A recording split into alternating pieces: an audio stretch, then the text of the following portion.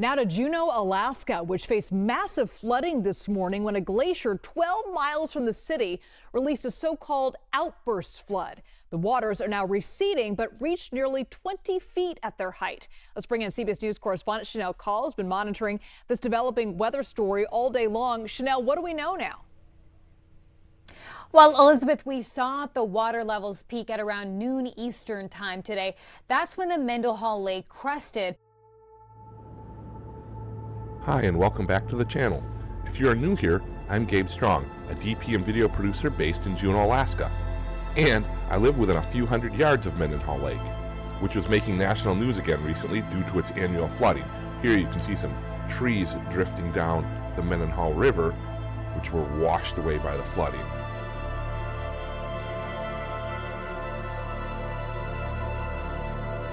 If you haven't heard about this, I'll put a link to a little documentary I made about the glacial outburst flooding right here. But the short story is, as one of the glaciers in the Juneau ice field recedes, it leaves behind a basin. This basin fills with rainwater and snowmelt off the mountains. By the end of the summer, it finally fills up and overflows billions of gallons of water into the Mendenhall Lake. This overflow gushes into Mendenhall River, which winds its way through the Mendenhall Valley on its way to the ocean. The river overflows its banks and floods roads, homes, businesses, and everything in its path.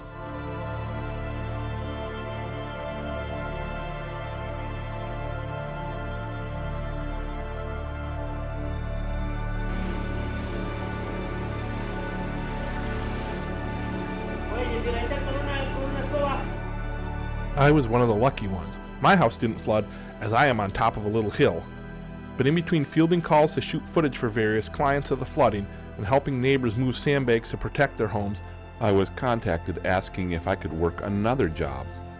I was asked to soft hold 3 days. If you aren't familiar with this term, it means you hold these days for the client without requiring a deposit. If you are offered another job for those days, you call the first client who you are soft holding the days for, and you give them a chance to book you before you accept the new job. Some guys won't do a soft hold.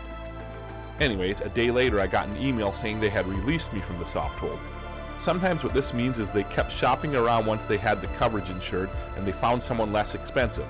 But an hour later, I got a text apologizing and asking me if I could still work. My take on this is that instead of assuming that they're price shopping on me, I'll assume that they're just scrambling. News producers are often run around in circles by their bosses, and plans will change multiple times in a space of hours. So I figure, make it as easy for them to hire you as possible. Well, I'm off headed to Anchorage. I have some lighting and audio gear in my check bag wrapped in spare shirts and pants along with my tripod case here in the back of my truck. I always carry on my camera, so it is going to ride shotgun on the way to the airport. It's about 5 a.m. here and a nice morning in Juneau.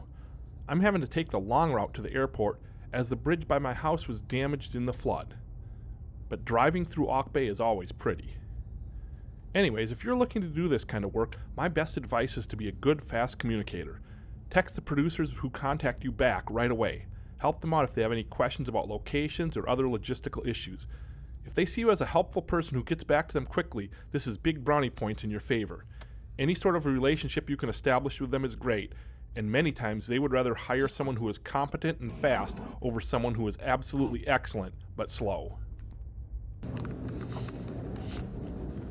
And speaking of fast, this is one of the pluses of Juneau. It's always pretty fast to get through security. Being in a small airport, it's very rare that you have to wait longer than 5 or 10 minutes. As you can see ahead of me, there's the security line. It looks like there's 5 or 6 people in it. So I'll zip right on through here.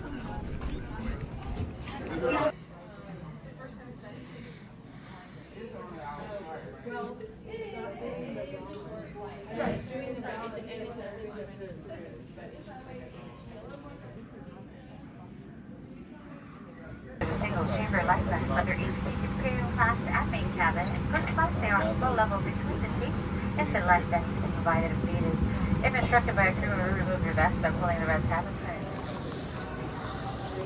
Well, I made it to Anchorage. Now I just have to find my checked bags. Here's a baggage carousel in the baggage claim area, and it is coming from Juneau, so this should be where my bags are arriving. One of the things that is kind of annoying I found is that almost every time I travel, if I have a Pelican, it gets pulled because it looks like a gun case. If I have my tripod, it gets pulled because it looks like a gun case. Now I got my regular suitcase there because I just put clothes in it and wrapped it around my gear, but it looks like my tripod is over here. Luckily this time it just got pulled and stuck in the oversized bag area. A lot of times the flight attendants will actually hold on to it and I'll have to go find someone and ask them for my bag, but there's my tripod. Off we go.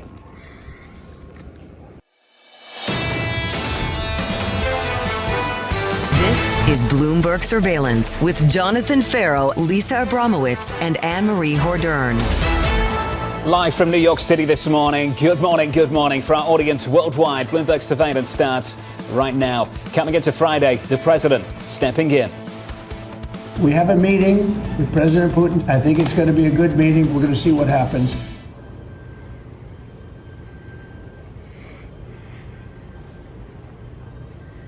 Here I am at the convention center downtown Anchorage, where they've set up the press center. I'm one of the early arrivals.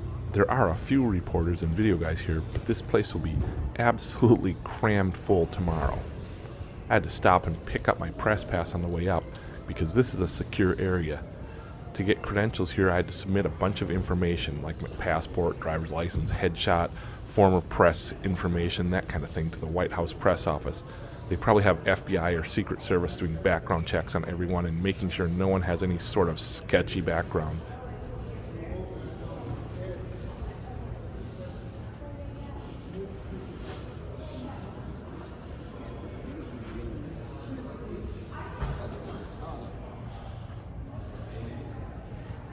So the first thing we're going to do is go out on the balcony and get ourselves a spot to do our live from. We've got Jared and Doug, both staff guys from Bloomberg TV, working with me here. And I'm setting up my FX6. They brought a couple live views with them from New York 84 right there. So we're just setting up a frame, audio, and lighting. And we'll do a quick test back to New York to make sure that the live shot will work. You can see here we've got a 300 series and a 800 series. We've got a backup just in case one of them goes down during the live shot. I did walk around a little bit and take a look at some of the gear that some of the other TV stations and video crews were using, and to be honest, there was a huge variety of gear. You can see here some people were using iPhones to go live. Here's a reporter going live with an iPhone that he has set up. No camera op needed, I guess. And here's a camera op getting an FX3 ready for a live shot. I asked him how he liked it, and he said he didn't. Apparently the HDMI has come out on him during lives before, so he's not fond of the HDMI as opposed to the SDI that the FX6 has. So there was a huge array of small mirrorless cameras, broadcast cameras, and even iPhones being used. But what did I see the most? You can see here there's two FX6s and then my FX6 right here, and next to me on the other side another FX6. So definitely the FX6 is being picked up and used by news crews quite a bit. It's definitely a popular camera these days. They could take weeks, if not months, to organize, and the sense that Putin would just be amenable to a meeting with Zelensky so quickly and to be amenable to.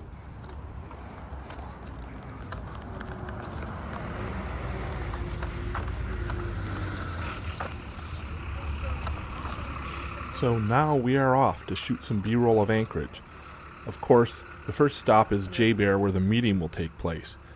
Now vehicles are pulled off alongside the road all around the entrance, and TV crews are busy here shooting live shots and getting B-roll. Now as you can see up ahead, there's a couple easy ups, and there's a line drawn right across the sidewalk, and there's some blue tape laid down, and that is as far as we are allowed to go as TV crews. So I'll just get a couple shots right here. St. Matthew's frame up there too. You see that?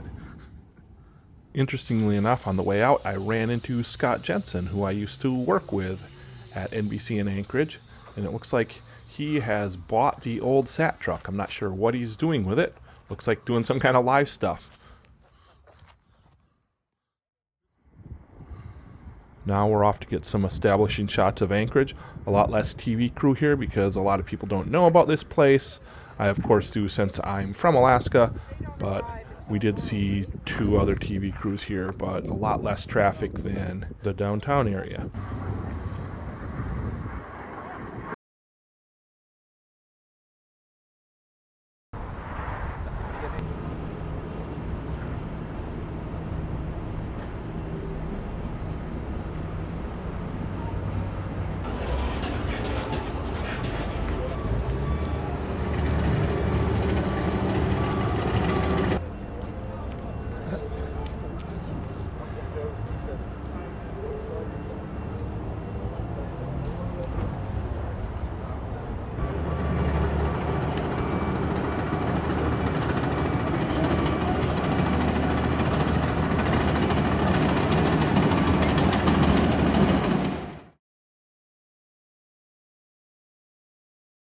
Alright, so here's my room for the night. It's actually not for the night, it's for the next couple hours. We are actually going to start shooting live shots around 1 o'clock in the morning, so I've got to be back up around midnight.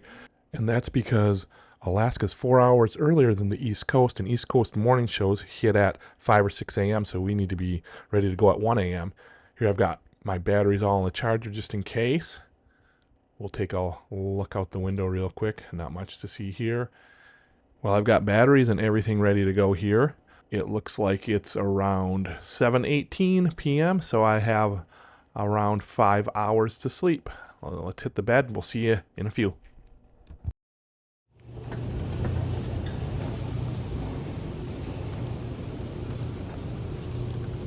Well, I'm back to the downtown convention center. They're keeping this open 24 hours a day for us here. I'm not really expecting there to be a lot of press or video crews here at this hour, but we'll go get ourselves set up for live shots.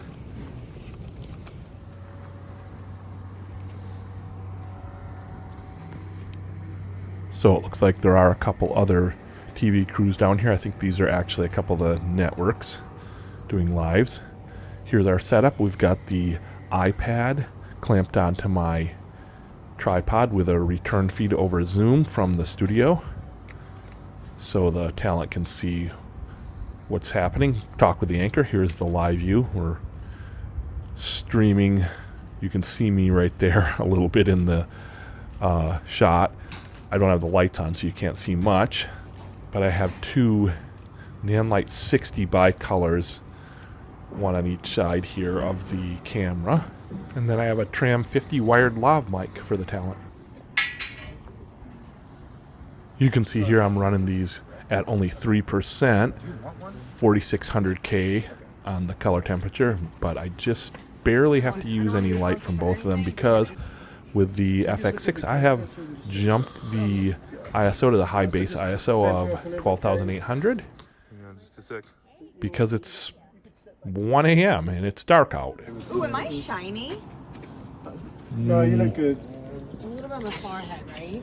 Diplomacy would have happened that led to this moment. But when it comes to Trump and Putin in Anchorage and in this meeting in Alaska, this is really the opener. The president himself said yesterday there is a 25% chance that this meeting is negative, and he is left standing solo at a press conference basically saying this more than 3-year war with Putin's invasion of Ukraine.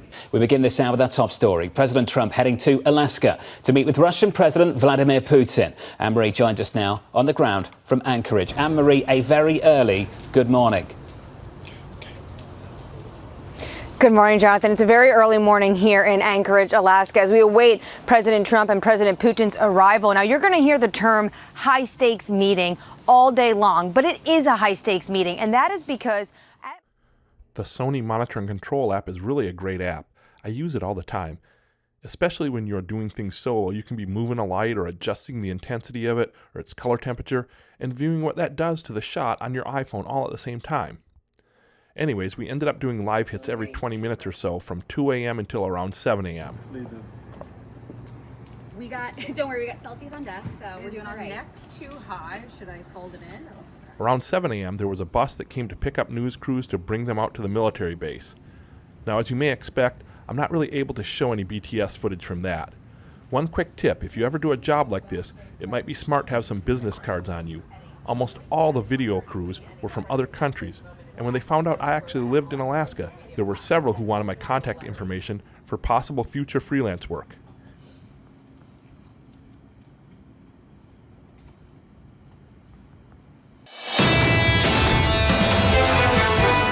So here's the latest so far. President Trump and Russian President Vladimir Putin set to meet in Anchorage to discuss ending the war in Ukraine. Putin praising Trump ahead of today's meeting and said he's willing to start work on a new arms control treaty. Bloomberg's Anne-Marie has the latest on the ground. Morning, Anne-Marie. Good morning, John. When it comes to what President Putin wants out of this meeting, it's not even just about what's going on in terms of his invasion of Ukraine. He wants to restart the bilateral cooperation between Washington and Moscow. That's what. Anyways, that's it for this video. Thanks for watching, and I'll see you again on the next one. Wants to talk about economic cooperation. We are just south of the Arctic Circle, some place where you can, have these critical minerals, potentially cooperation there. And then most notably, obviously, the Russian president is going to be pushing for sanctions relief. And I think it's